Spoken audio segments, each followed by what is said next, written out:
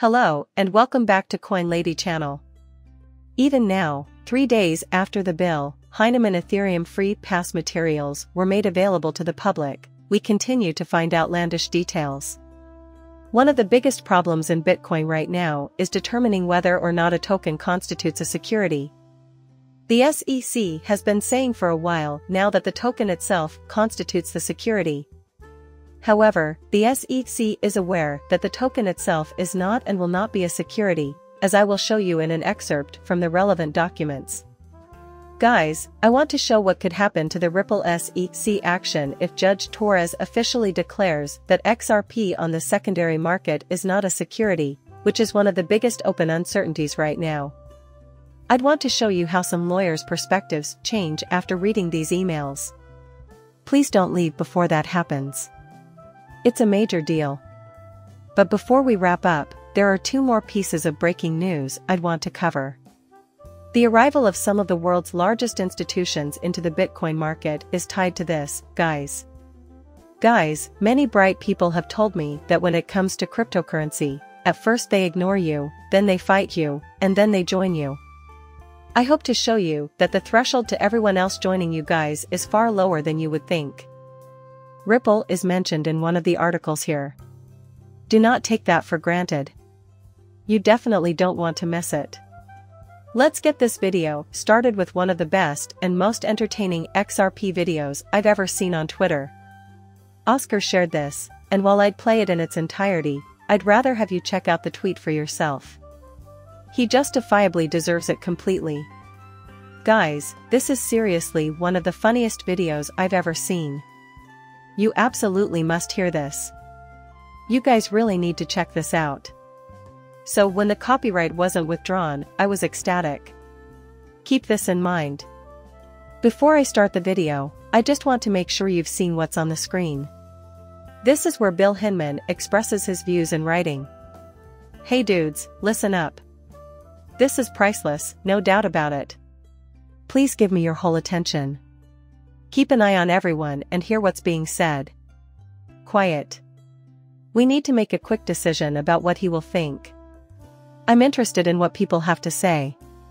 First, let's see what takes. Pamela, what do you have? I can't say for sure. The duck test comes to mind. Why doesn't he just talk about that?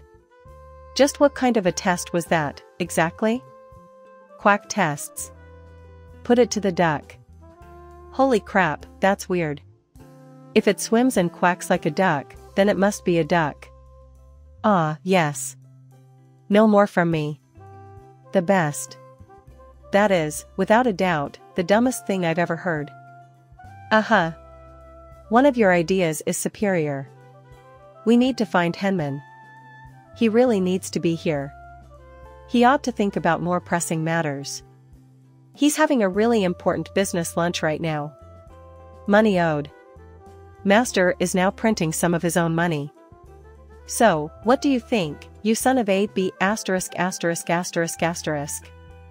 Is there any sort of code of conduct I need to follow? I'll call the kid and clear everything with him first. I'll make sure the coast is clear for you to visit Twitter and watch his complete video. Sorry, but I had to leave it there. A masterpiece, really. His wording was very clever. It's spot on correct while also being hysterically funny. I have no idea what the SEC is thinking right now. This makes their entire argument appear ridiculous. Now that I've shown you a few of the many accounts revolving around the Bill Hinman Ethereum free pass emails, I'd want to move on to something else that I find fascinating. While some dismiss them as little more than burgers, others insist they are essential to the Bitcoin industry as a whole. I can't believe how significant these emails are, fellas. I have already found numerous strange occurrences inside these papers. Once we've finished talking about this, I'd like to show you something that will completely astound you. However, let me begin with this. Because it was written by an attorney who isn't familiar with this matter. Although these materials have a detrimental effect on the SEC, the optics are considerably worse, in his opinion. When taken as a whole, they demonstrate that the SEC is less concerned with protecting U.S. investors than it is with expanding its jurisdiction. They are representing all that is bad about the revolving door culture of government bureaucracy. Guys, I thought this was very well put, and I think this is something you should keep in mind no matter what. You must realize that these emails proved beyond a reasonable doubt that the community's claims that the SEC was unfairly treating us were correct, even if you chose not to investigate them. Even if you don't look into them, you can still benefit from our research and the lessons they hold. The problem with the emails was that it was difficult to read them without concluding that the SEC had completely lost sight of what they were supposed to be doing. Going further, I want to tell you about something that is, in my opinion, critically important for any cryptocurrency. Check out this assertion, which was found by Bill Morgan. The SEC's official statements at the time the Ethereum free pass speech was written are at contrast with its current positions. The SEC has been deliberately misleading the market, and after reading this you will see that John Deaton was right all along. Pay close attention to what I say since I will be mentioning several things that can be considered securities. For example, we advocate this adjustment for matters that are, by definition, governed by the Securities Exchange Act. Even a scenario in which a company legitimately issues shares as tokens is conceivable. That's not something you see every day. The cryptocurrency's underlying programming does not offer that level of protection. It comes as a huge surprise to find out that the SEC has always known that tokens are not securities. John Deaton has repeatedly dissected the Howey test and shown that the security is not ownership of the asset but rather the sale of the asset. We now know that the SEC explored these same ideas in 2018, but that information is being withheld from the market because the SEC wants to further its dispute about jurisdiction. Oh, we don't see any difference in the token. The SEC is acting naive and clueless. However, these same assertions were made as recently as 2018. Important takeaway: Judge Torres actually read these papers. She is cognizant of the SEC's behind-the-scenes deliberations, finding that XRP and other cryptocurrencies do not constitute securities. Tokens are not securities because of their utility. I have mentioned this SEC official several times on this channel.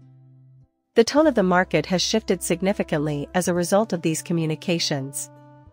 Lawyer Fred, who initially doubted that Judge Torres would make a statement regarding secondary sales, is just one of many whose views have changed as a result of the growing consensus that the SEC has always known the token is not the security. After reading these messages, he thinks she is far more likely to speak out against secondary sales. Since we XRP holders shouldn't care whether or not Ripple is warned, I consider this to be a major success. We should not be concerned that Ripple may have issued XRP in the past, even if some of those issuances may have been unlawful securities transactions. The only thing that counts going forward is whether or not XRP is a security. And I think the SEC was dishonest about how they felt about it when they were exposed in those emails. In this case, I think it will give Judge Torres even more incentive to rule on this matter and make it clear to the market that the XRP token is not a security. Let's talk about something else now that we've gotten that out of the way, guys. Since I don't think many people are aware of it, I'd like to show you how nascent this market is. We were first to the Bitcoin market, beating out the banks. The smart money is on our side, and one day it will be forced to stream into this asset class in massive amounts. For one of the first instances ever, we were let in ahead of the big money. Check this out. Earlier today, BlackRock made a formal application for a Bitcoin spot ETF. This is huge for the Bitcoin business as a whole, and I don't think many people appreciate how important it is. No matter how you feel about BlackRock, the fact is that they are the largest asset manager in the world. In addition, BlackRock offers cryptocurrency-related products to its customer base. Guys, this is a huge deal for the Bitcoin market. It will also lead to the opposite result, which is that BlackRock will start pitching its Bitcoin product to customers as a means of diversifying their portfolios. Guys, it will motivate people who aren't familiar with cryptocurrencies to learn about them and start trading or investing in them. This, in my opinion, provides compelling evidence that these institutions plan to invest in this asset class from the start. These institutions realize that cryptocurrency will shape the monetary landscape of the future. All they cared about was flooding the market so they could secretly develop these products and eventually get as much of the market share as possible. They intended to cause as much pain as possible. Last but not least, I have some fantastic Ripple-related news to report. And I think the quantity of news like this we see will drastically grow as we finish the Ripple SEC case with declarations like this. In my opinion, the past 3 years have required extraordinary caution on the part of Ripple. But I can't wait till this case is over, because I think it will pale in comparison to what we see next. However, news broke today that Ripple is working with the Colombian government to develop a digital currency for the country's central bank. In the past 12 months, you have most likely viewed 5 of those. Ripple is working with monetary authorities throughout the world to build digital CBDCs on top of the XRP ledger. This is another proof that the XRP community has been right all along. Since Ripple works with governments and central banks, we figured this could happen.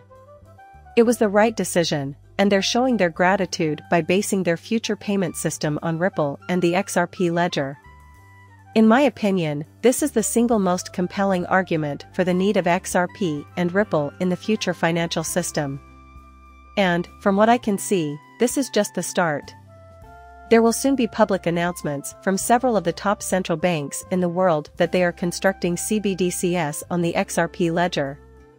Despite the fact that this is just the beginning, the timing of it in the midst of the Ripple SEC action should serve as a strong endorsement of our arguments.